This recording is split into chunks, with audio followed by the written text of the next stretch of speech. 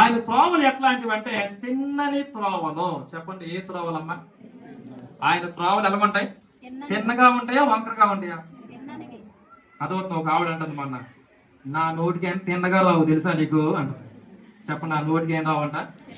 తిన్నగా రాకుండా మరి వంకరగా వెళ్ళిపోతే నాకు ఇది అర్థం కావట్లేదు. మీకు ఏమైనా అర్థమవుతుందా? అంటే మాటలు కూడా ఎలాగెళ్తాయి? వంకరగా వెళ్తాయి. కానీ దేవుని మార్గాల్లో నిజంగా యెహోవా యందు భయభక్తులు కలిగి ఉంటే మన నోటికి మాటలు కూడా ఎలాగొస్తాయమ్మా? తిన్నగా వస్తాయా, వంకరగా వస్తాయా? తిన్నగా వస్తాయి. అదవుతుంది. అందుకే చాలా మంది దేవుని త్రోవలు తిన్ననివి, మన త్రోవలు వంకరవి. సామెతల గ్రంథం 2:15 చదవండి ఒకసారి.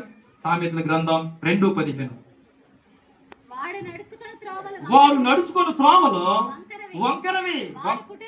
చెప్పండి, వంకరవి కావాలా, తిన్నవి కావాలా? మీకు వంకరగా మారిపోయారు ఈ రోజున వంకర త్రోవలు. అదవుతుందా? వంకర త్రోవల్లో పోతే మన జీవితాలు నాశనంలోకి వెళ్ళిపోతాయి. అర్థం చేసుకోండి. ఆయన త్రోవలు తిన్నవి, ఆయన త్రోవల్లో జీవం ఉంది. చెప్పండి, ఆయన త్రోవల్లో ఏముంది? ఆయన త్రోవల్లో ఎవరైతే నడుస్తారో జీవము ఆయన త్రోవల్లో ఉంది.